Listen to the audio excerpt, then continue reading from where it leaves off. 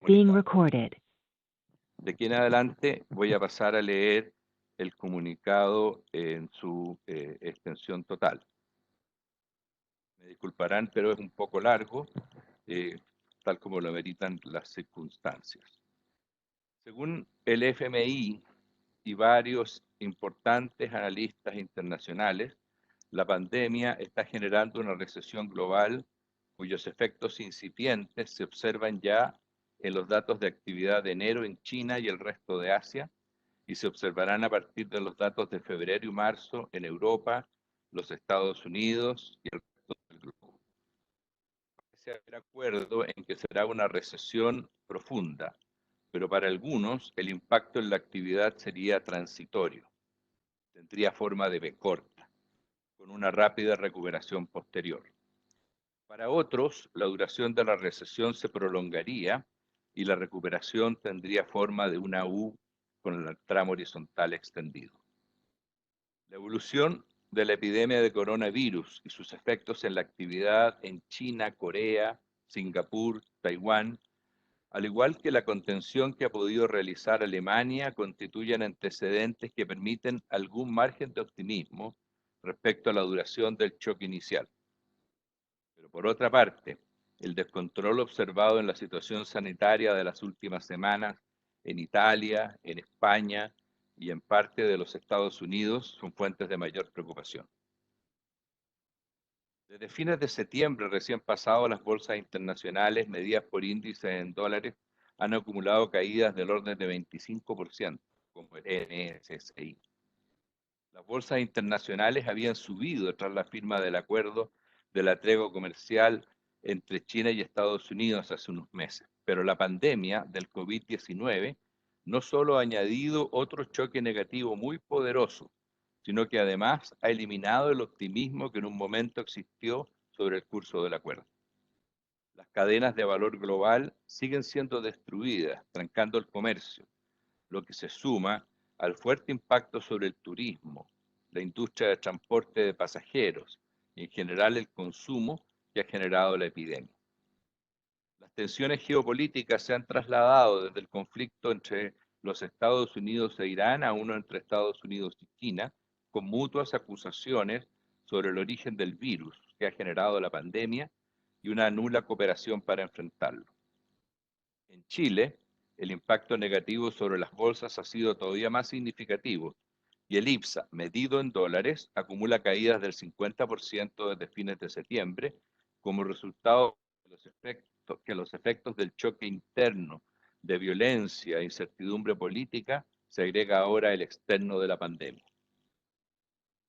Las cifras de actividad y demanda interna para la economía chilena en el cuarto trimestre de 2019 dieron cuenta de los efectos económicos sustantivos del choque interno originado en la crisis política que afectó al país.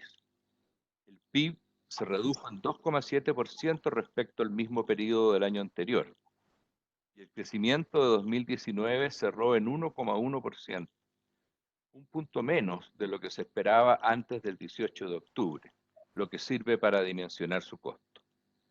La reducción de la violencia por la tregua de los meses de verano permitió moderar el deterioro de la producción de bienes y de servicios, por lo que los IMASEC de diciembre y enero registraron incrementos de 1,5% en 12 meses.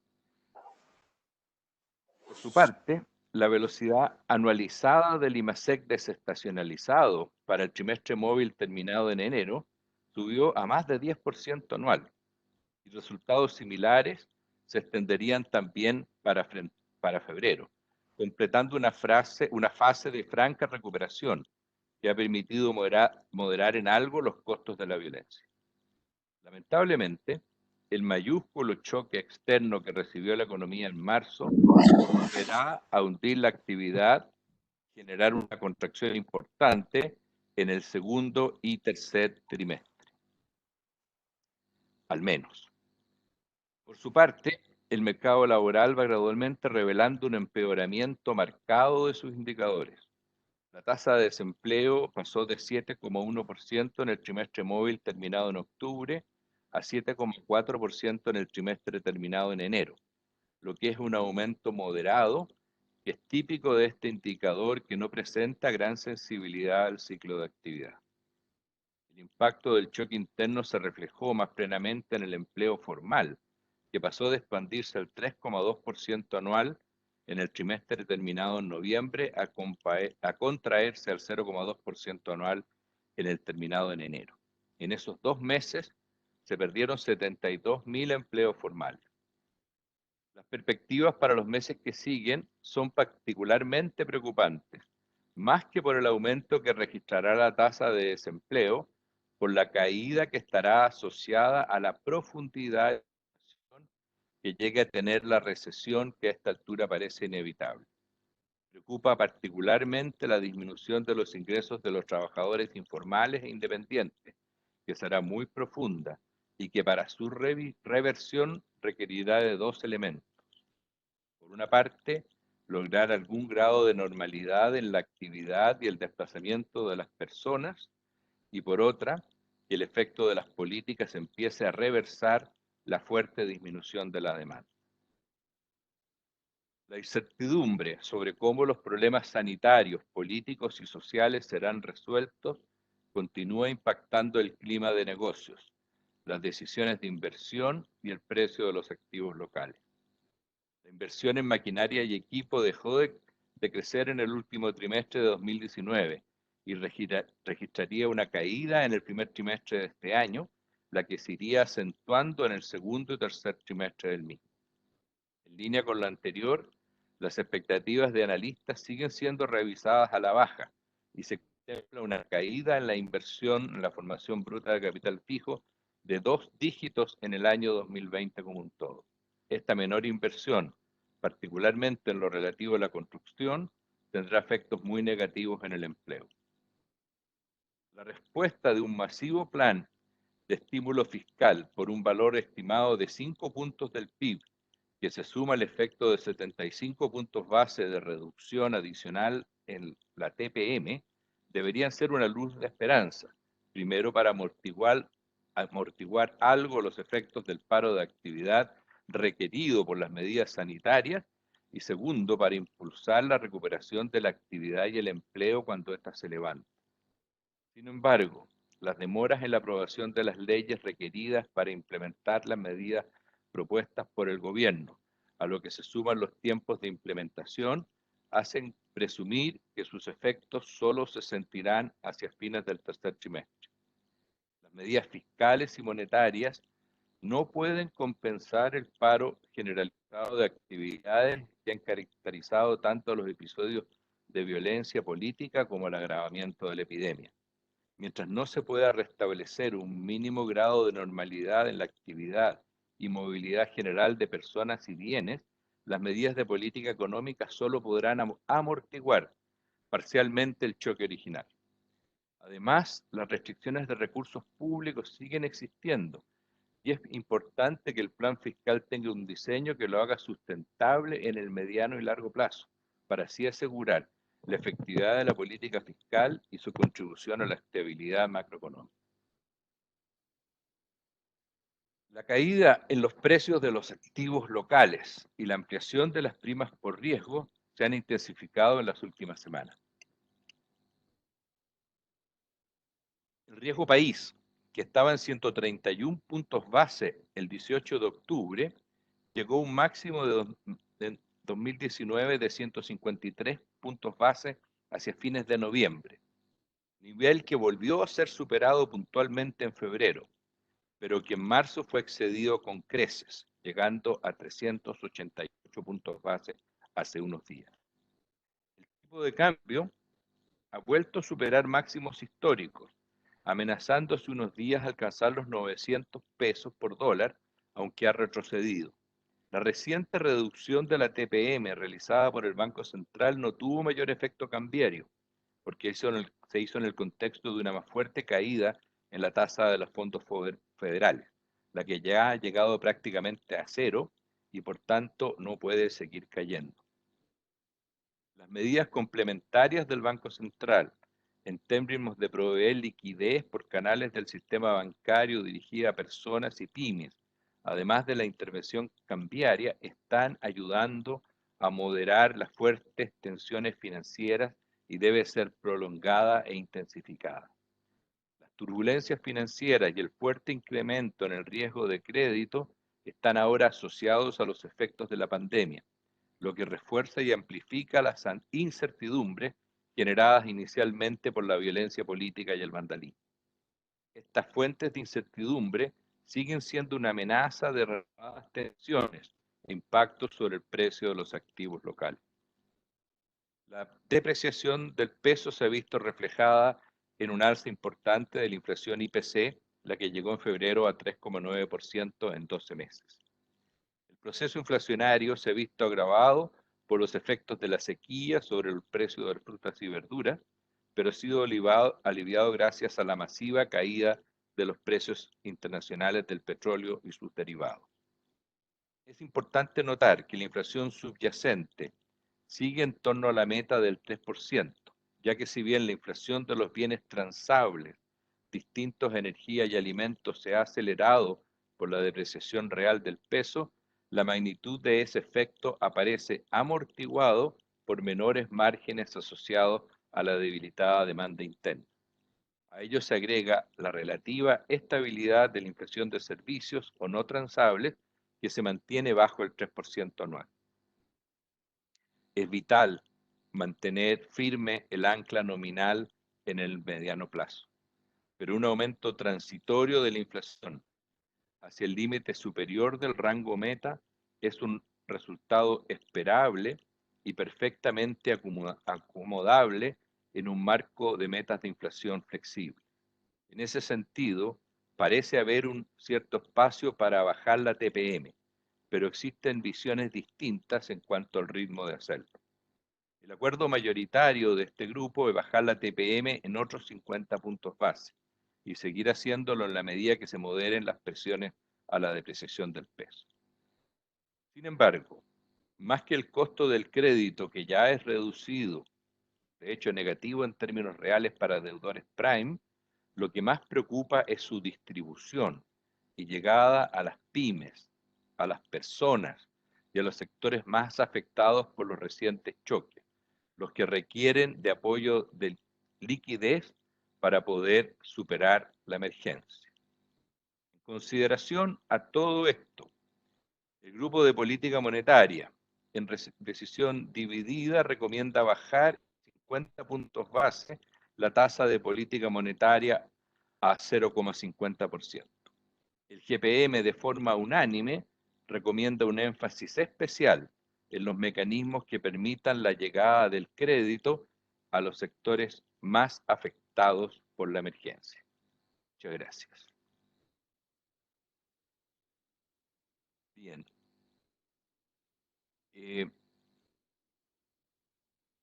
Mis compañeros de panel integrantes de GPM, no sé si quieren agregar algo o hay alguna consulta que ellos puedan ya empezar a responder.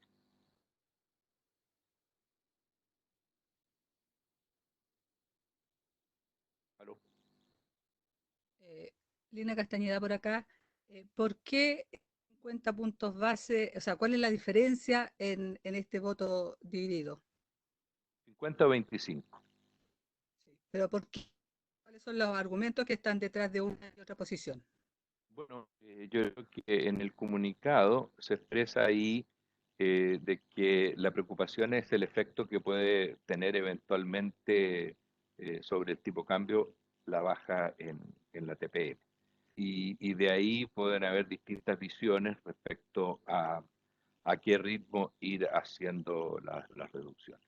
Pero en la medida en que esa variable logre una cierta estabilidad, se podría rebajar más profundamente, dado que la situación de actividad, empleo, las perspectivas de brecha del PIB justifican plenamente una tasa más baja. ¿Puede llegar a cerca de cero como la Reserva Federal? Eh, yo no veo ninguna otra limitación, digamos, desde el punto de vista de la actividad como para que llegue lo más bajo posible. O sea, no sé si alguien más quiere decir algo. Pablo, Verónica, Tomás, Carlos.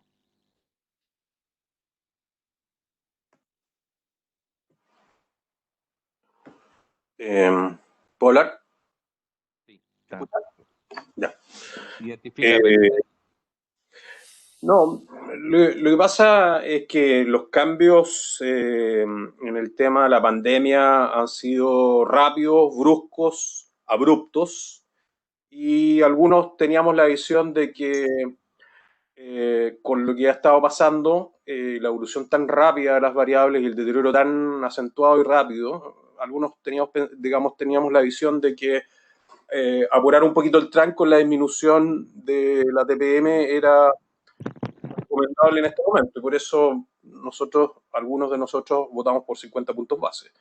Ahora, respecto de el tema de la tasa cero, yo creo que no se puede descartar, digamos, no se puede descartar, depende cómo se vayan desarrollando los acontecimientos, pero no es descartable que se siga bajando la TPM y eventualmente llegar a una cosa cercana a cero. Gracias, Carlos Butnevich. Un comentario, ¿se escucha? ¿Hola? Sí, sí, yo creo que un poco lo que decía el comunicado lo dijo recién también Guillermo y Carlos. Yo creo que en el grupo pensamos efectivamente que hay espacios todavía para bajar la tasa de interés. La última baja también del Banco Central no tuvo los efectos tan fuertes sobre la depreciación en un contexto que efectivamente el resto de los bancos centrales lo estaba haciendo. Pero yo creo que lo que más nosotros queríamos enfatizar en el comunicado es que si bien tenemos que ocupar todos los instrumentos de política, tanto monetarios como fiscales, como también de regulación, donde ciertamente la Comisión del Mercado Financiero tiene harto todavía que ser ahí en términos de apoyar los créditos, nuestra mayor preocupación, más que bajar ahora los 25 puntos o en 50 puntos base, era hacer énfasis en la importancia de hacer llegar la liquidez a la gente que lo necesita y principalmente a las pequeñas empresas y a las personas. Entonces, si uno puede en toda esta discusión de cuánto bajar y cuánto, y efectivamente es importante mantener la tasa baja en un contexto que hay todavía espacio para bajarla, yo creo que la preocupación más importante es la parte de la liquidez y cómo aseguramos que la liquidez llegue rápidamente a las personas, que efectivamente los bancos estén entregando la liquidez a sus clientes y cómo hacerles básicamente, cómo apoyar a las empresas en su flujo de caja, en mantenerlas flotando dentro de lo que se pueda y después básicamente cómo la política fiscal va a tener que tener un rol fundamental en términos de tratar de proteger el empleo, en términos de apoyar las remuneraciones, en términos de tratar de evitar un poco que se destruya mucho empleo en muchas empresas y ver efectivamente que después de este shock transitorio los efectos permanentes no sean tan altos o de alguna manera se puedan apaciguar. Entonces, un poco, por lo menos mi punto de vista respecto a la política monetaria ahora es principalmente enfocar todos los mecanismos y los instrumentos en forma coordinada a los distintos agentes para mantener los canales del crédito funcionando y para hacer que la liquidez efectivamente llegue y que no sea un problema adicional en el mercado financiero que todavía agrave más los problemas en el sector real. Gracias, Verónica. Juan Pablo. Del comunicado, quizás complementar el comunicado que tiene que ver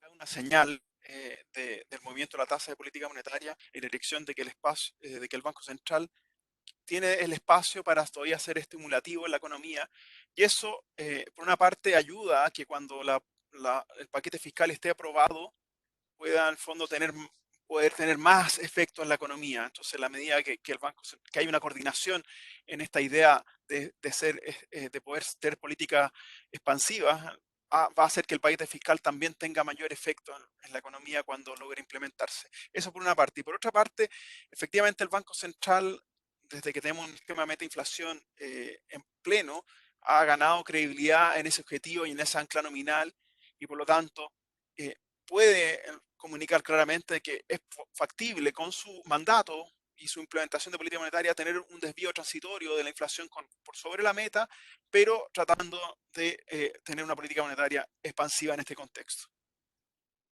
Gracias. Tomás.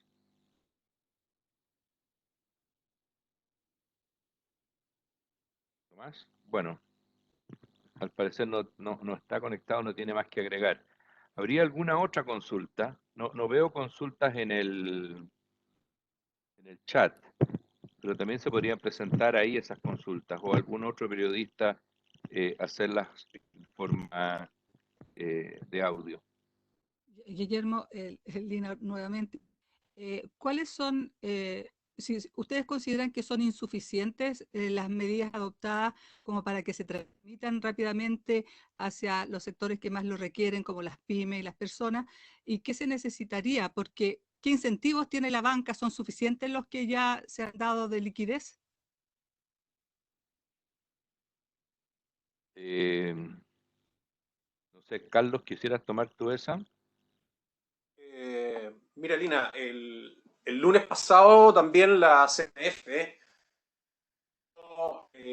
que postergaciones de cuotas de los créditos hipotecarios, 3 meses creo que son, y también postergaciones de cuotas o reestructuraciones de deuda de pymes, no van a ser consideradas como operaciones reestructuradas o reprogramadas para efectos de provisiones.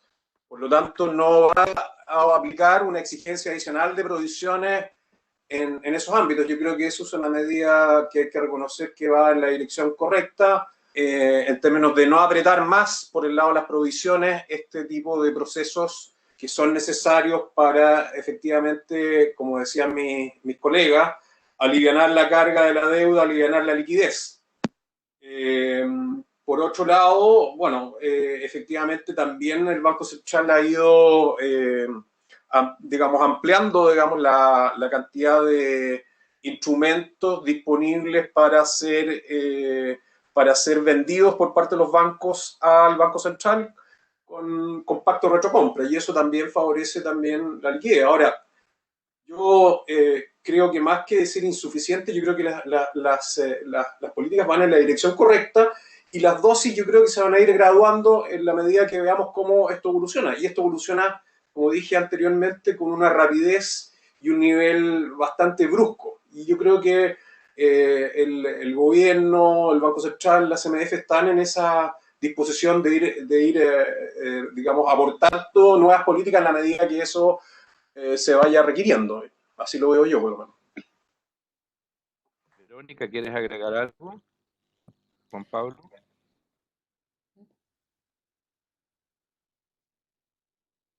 Verónica. No te escucho, Verónica, estás silenciada. ¿Ahí? Ahí, sí. Ahí sí. Solamente complementar que lo que yo sí creo que va a tener que venir, si es que esto se agudiza, yo creo que el escenario es un poco más pesimista quizás, o lo veo una alta probabilidad que esto pueda realmente tener efectos muy profundos sobre la economía, es ver formas de colateralizar distintas garantías para que efectivamente la banca pueda hacer llegar los créditos a las pymes y a las personas. En ese sentido, yo creo que lo que dice Carlos es verdad, es decir, la CMF ha estado evaluando y ampliando también los mecanismos de compra y de garantías, y yo creo que efectivamente ese puede ser un punto en el que se va a tener que seguir avanzando si es que efectivamente los escenarios más negativos se comienzan a materializar, y efectivamente esto puede ser más pronto que tarde, dado cómo han estado evolucionando los mercados en los últimos días. Sí, yo también creo que esto puede ser bastante rápido, y en ese sentido yo creo que las autoridades tienen que estar preparadas, y creo que se están preparando para efectivamente ver cómo poder responder ante los distintos escenarios de riesgo y profundización de los escenarios quizás más negativos que puedan venir en el corto y después también en el mediano plazo, que efectivamente si es que se logra resolver el problema sanitario, ojalá en el más corto que mediano plazo, pero después viene todo un desafío bastante importante de cómo recuperar nuevamente empleos, cómo hacer frente a la destrucción quizás permanente de empresas. Entonces yo creo que hay desafíos de corto plazo y también de mediano plazo, y no dudo que la autoridad está efectivamente tratando de ver el escenario y pensando en políticas que pueden ayudar a la economía. Juan Pablo, ¿quieres agregar algo?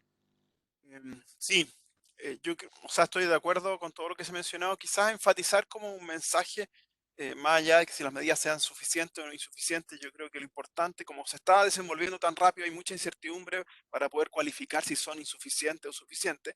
Yo creo que lo importante es, como decía Verónica, mantener flexibilidad para poder actuar en estas circunstancias extraordinarias y excepcionales, y que esto obviamente que va a plantear una discusión con respecto a si este es el límite de lo que siempre puede hacer la política monetaria fiscal o el mercado, la Comisión del Mercado Financiero, pero hay que remarcar que cualquier medida que se tome es en un contexto de condiciones extraordinarias y excepcionales, y por lo tanto hay que dar un espacio para que estas puedan ser implementadas con flexibilidad.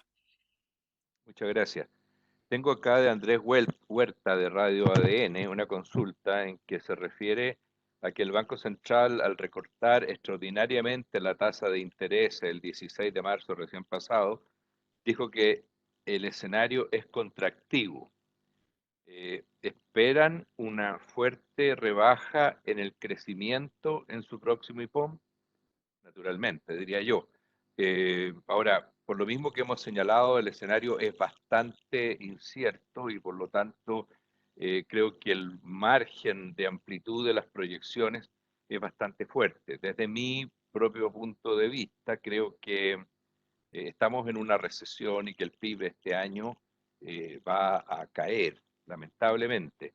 Y los escenarios van a irse desarrollando en función de qué tan complicado es la superación de esta emergencia sanitaria que ha generado la pandemia. Pero creo que el Banco Central va a estar más o menos con un rango no muy distinto del que hemos estado viendo de parte de muchos analistas internacionales y nacionales, considerando una caída del producto de alguna profundidad, digamos, ¿no? Que podría incluir 2% dentro de ese rango y algo más también fácilmente. No sé si mis colegas quieren contribuir también a esta discusión. ¿Mantenemos el orden, Carlos? Básicamente de acuerdo con lo que plantea Guillermo. Ahora, como lo único que yo, digamos, quizás remarcaría es que quizás el intervalo de confianza, el piso y digamos, el rango en que estas proyecciones se mueven es relativamente más amplio por la incertidumbre que tenemos. Porque efectivamente no sabemos si esto se va a superar en 6 meses, en 9 meses, en 12 meses. Y bueno, la profundidad del efecto también depende de la duración de todas estas medidas sanitarias, digamos, que se están aplicando y a lo mejor eventualmente reforzándose en algún momento. Y eso tiene efectos directos en la economía. Así que yo coincido con Guillermo, solo remarcar que el intervalo de rangos que se puede manejar en ese ámbito es más amplio de lo que hemos visto probablemente en otras situaciones. Verónica. Básicamente lo mismo, creo que el nivel de incertidumbre es tan alto que los escenarios alternativos que normalmente tienen menos probabilidad, en este caso tienen bastante probabilidad. Los negativos, los positivos no lo veo con tanto sesgo para ese lado, pero yo creo que vamos a tener que acostumbrarnos que el escenario puede cambiar rápidamente, que el IPOM que salga mañana va a tener proyecciones con lo que sabemos hoy día, pero que puede ser que en una semana o 10 días más esto cambie, porque efectivamente los escenarios de riesgo, si que se acentúa efectivamente el problema sanitario o después no podemos implementar las políticas o efectivamente el mundo no logra recuperarse tan rápidamente o las políticas efectivamente no se pueden ejecutar. Por ejemplo, la política fiscal tiene un desafío importante en cuanto a la implementación y ejecución. Efectivamente, yo creo que fácilmente uno puede saltar de un escenario al otro. Entonces, básicamente, las autoridades, las personas, creo que dentro de la flexibilidad que se pueda pedir, pero uno va a tener que estar básicamente adaptándose rápidamente a posibles cambios bruscos en semanas o días. Gracias, Verónica. Juan Pablo. O Tomás, veo a Tomás. Sí, no sé por qué había quedado fuera. Mira, yo creo que efectivamente esto está muy líquido. No sabemos cuánto más se va a agravar, pero lo más probable, viendo la tendencia que ha tenido esta pandemia en otros países, es que el congelamiento de actividad en Chile sea creciente en el tiempo.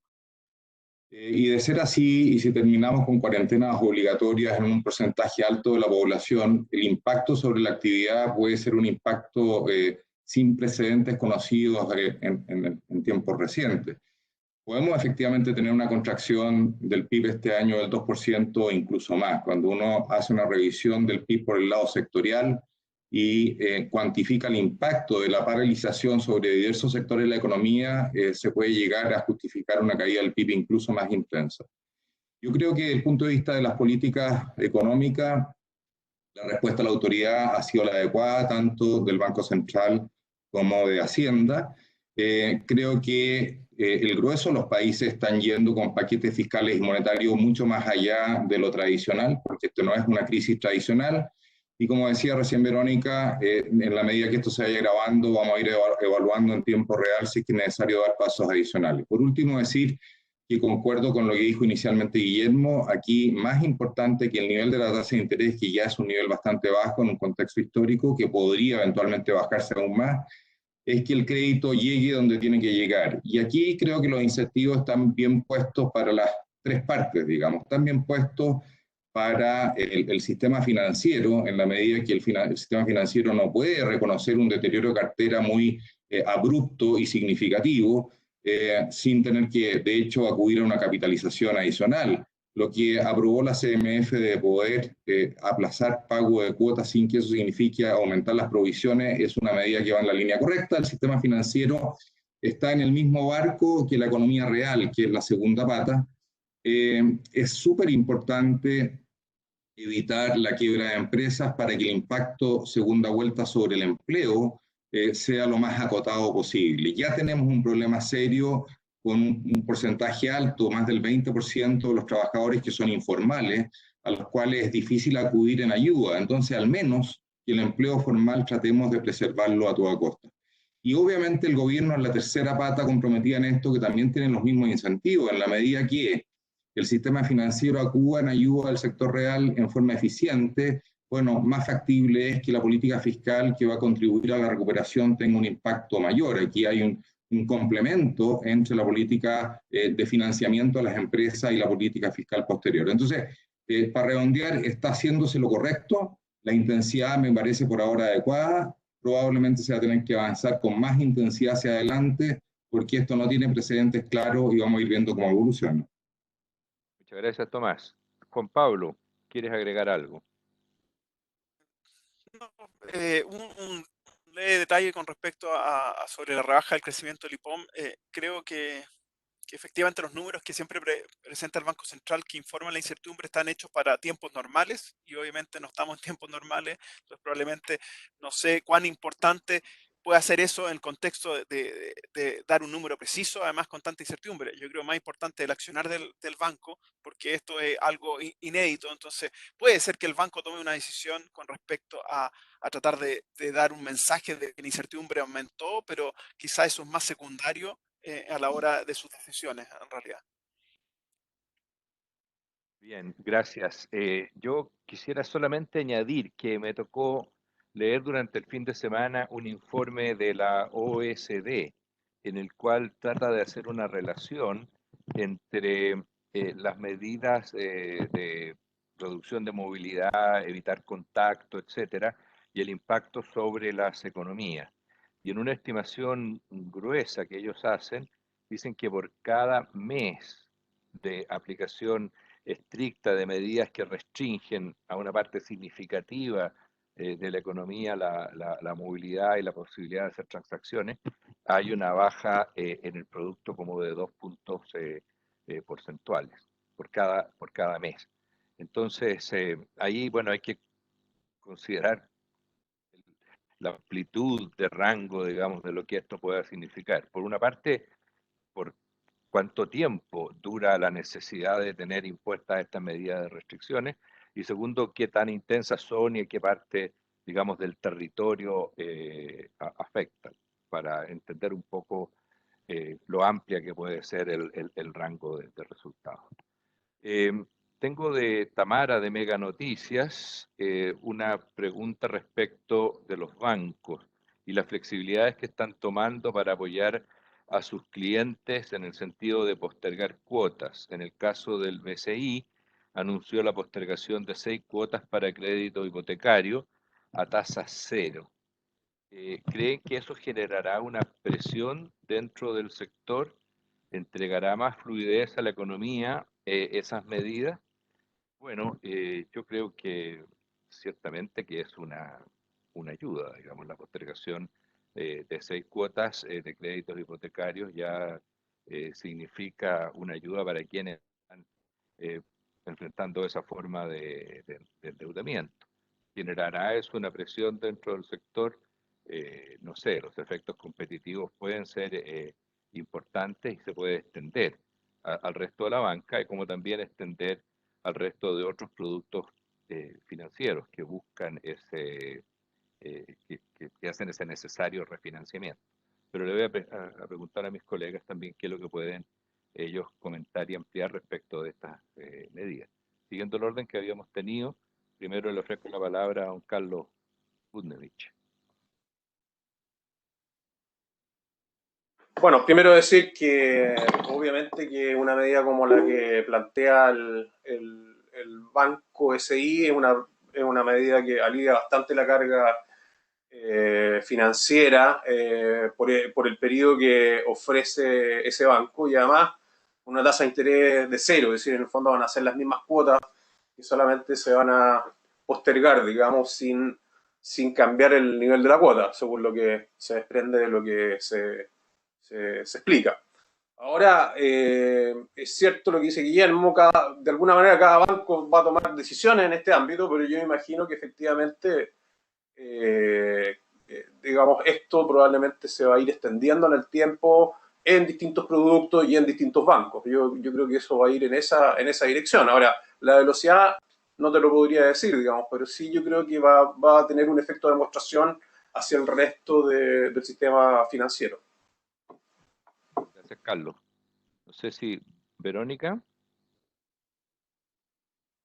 Muy cortito, básicamente concuerdo con lo que ustedes han dicho. Van a venir distintas necesidades de crédito por distintos actores. Efectivamente va a haber una caída importante de los ingresos, tanto para personas como para empresas. Las empresas también van a ver aumentadas sus necesidades de flujo de caja para mantener el negocio o en el estado de hibernación, o después cuando efectivamente si la economía logra pararse, empezar nuevamente con la actividad, y creo que efectivamente van a venir estas demandas por parte de los clientes hacia los bancos, y los bancos van a tener que ir evaluando cómo ir entregando más liquidez o cómo ir apoyando a los clientes. Efectivamente, yo creo que es parte de lo que se viene. Se está esperando también que llegue esta ayuda efectivamente a personas, a empresas, y creo que se va a seguir viendo. Tal como dice Carlos, esto está en proceso, estas demandas están surgiendo y la banca yo creo que va a ir respondiendo también adecuadamente. No sé, Tomás o Juan Pablo. Tomás. No tengo nada que agregar yo. Gracias, Juan Pablo. Yo tampoco tengo nada que agregar en este tema. Yo creo que se ha dicho todo lo requerido. Muy bien, muchas gracias. Tenemos más temas acá. La radio Bio Bio, don Joaquín Aguilera nos pregunta: ¿considera una buena recomendación empujar alguna garantía estatal para que la banca entregue crédito a los sectores más afectados? Es una pregunta complicada y que abre otros espacios de discusión. Digamos, en general hemos estado hablando acá de canalizar crédito a través de la banca comercial hacia las empresas, con financiamiento adicional del Banco Central, que ha creado facilidades, digamos, para refinanciar los aumentos de crédito que bancos otorguen a sus clientes. Eso está ya en implementación. Garantías y garantías a través de la banca, me parece que eso ya es otro tema, y que tenemos que tratarlo, digamos, con especial cuidado. ¿Por qué queremos otorgar garantías a través de la banca más allá de las que habitualmente hace Corfo para las empresas pequeñas y medianas?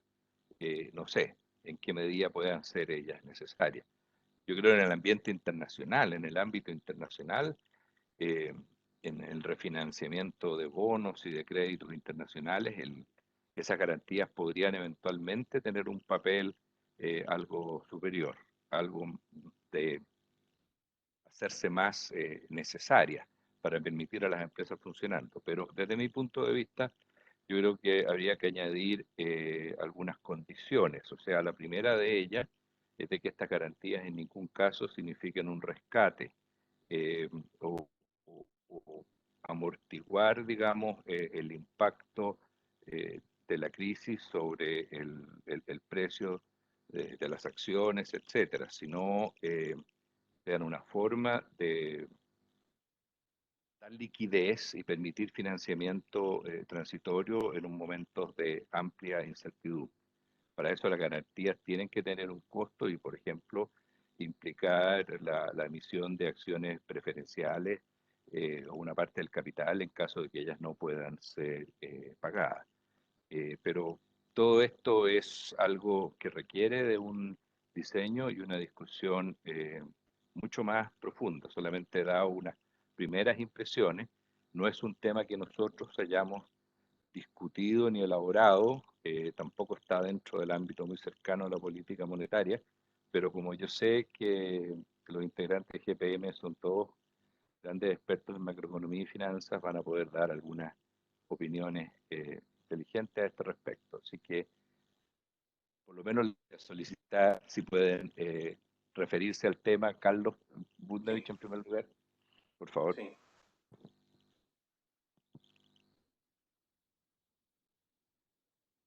Carlos. Salud. ¿Se escucha? Ahora sí. Ya. Hay que también decir un par de cosas de lo que se ha anunciado por parte del Ministerio de Hacienda. El Ministerio de Hacienda anunció una capitalización por 500 millones de dólares del Banco del Estado, que en periodos como este y en periodos anteriores, no hay nada muy similar, pero en periodos contractivos anteriores, el Banco del Estado se ha destacado por tener una política contracíclica y que va en apoyo bastante de las pymes. Ahora, está el mecanismo de FOGAPE y de Corfo, que son garantías para las pymes. Probablemente, digamos, eso uno podría evaluar la posibilidad de, digamos, ampliar eso. Entiendo que están en carpeta. Ahora, otra cosa es distinta es el apoyo que se le pueda dar a las empresas de tamaño grande y que puedan representar, no sé, empleo o valor agregado muy relevante. Yo creo que eso es una medida que hay que evaluar con bastante cuidado y el punto yo creo fundamental es que si se va en apoyo de esas empresas grandes, no se vaya en apoyo de los dueños, sino que se vaya en apoyo de la empresa propiamente tal. ¿Qué quiero decir con eso? Un poco en la misma idea que plantea Guillermo. Básicamente tener un esquema de financiamiento a lo mejor con pagos preferentes para el Estado si es que el Estado, no sé, eventualmente decidiera, no sé, emitir acciones, digamos, para ir en auxilio de esas empresas. Pero yo diría que ese es un paso que eventualmente se puede considerar, pero yo creo que todavía es un poquito temprano como para gatillarlo. Digamos, lo que sí yo creo que el gobierno debiera estar evaluando una medida como esa en determinadas circunstancias. Básicamente. Gracias, muchas gracias, Carlos. Verónica. Verónica. Sí, ahí parece que sí. Yo creo que estamos efectivamente en una situación sin precedentes donde no sabemos bien dónde vamos a terminar ni cuándo vamos a terminar y en ese sentido yo creo que es bueno tener las alternativas presentes, es bueno saber las herramientas con las cuales se cuenta y ciertamente esta es una medida que es posible de hacer y que debiera estar en carpeta. También creo que sí hay que preguntarse bien cuándo y bajo qué condiciones algo así se amerita. Es decir, comparto un poco con Carlos que no creo que este sea el momento y creo que hay harto que todavía puede seguir haciendo la política fiscal con los instrumentos que ya tenemos y también el Banco Central y trataría de agotar estos instrumentos dentro de lo posible, lo que no significa que quizá en un escenario mucho más complicado, con caídas mucho más sistémicas, uno quisiera poder evaluar esta alternativa. Y de nuevo, comparto también con Guillermo que es un tema delicado y que habría que pensarlo bien y diseñarlo bien, preguntar a quién uno quiere apoyar, cómo lo quiere apoyar. Es una empresa con riesgo sistémico, es una empresa que está aportando mucho al empleo y efectivamente ver que esto no sea un rescate, sino que sean apoyos y que de alguna manera después la empresa responda primeramente a estas garantías del Estado, pero en un escenario en que efectivamente lo que nos está preocupando es evitar una caída todavía más sistémica o una profundización en un escenario de riesgo o de profundización de la recesión que sea mucho más profunda de lo que estamos viendo ahora. Pero creo que es importante tenerla evaluada o pensada porque puede llegar el momento en que se necesite pensar más en detalle en esto. Muchas gracias, Verónica. Juan Pablo, ¿tienes algo que acotar? No, no mucho más. Yo creo que coincido. En realidad, de ahí a pensar de que es realmente el instrumento para esta situación, hay mucho todavía que cortar, mucho paño que cortar porque hasta ahora uno puede pensar que se pueden canalizar recursos directamente, el fisco puede canalizar recursos a la gente más afectada, o uno puede hacer con las medidas tanto del Comité de Mercado Financiero, lo que está haciendo el Banco Central con medidas no convencionales, de que los recursos de alguna manera o la facilidad del crédito está siendo canalizada por el mercado financiero. Entonces esto sería más en esa avenida de buscar una forma de canalizar más recursos, pero también está el pie que si uno quiere que de verdad sustentar, a lo mejor el fisco todavía lo puede hacer directamente. Entonces no sé cuánto es eso, también está el Banco del Estado. Entonces yo supongo como estamos en situaciones extraordinarias, quizá uno lo tiene que poner dentro del menú posible, pero hay que pensarlo claramente porque la excepcionalidad y las condiciones en el fondo de esto, el diseño no es algo trivial de este tipo de cosas. Muy bien, muchas gracias. Creo que con esto vamos a ir llegando al final de esta conferencia de prensa. Les agradezco a todos su participación, pero ya los integrantes del panel tienen que asumir otra de sus obligaciones, que en esta etapa, digamos, de excepcionalidad, gracias a los contactos por Internet, nos han mantenido más ocupados que en tiempos habituales. Les deseo a todos lo mejor y sus familias, y muchas gracias por su interés en la conferencia. Gracias, hasta luego. Muchas gracias, que estén bien. Gracias, muchas gracias.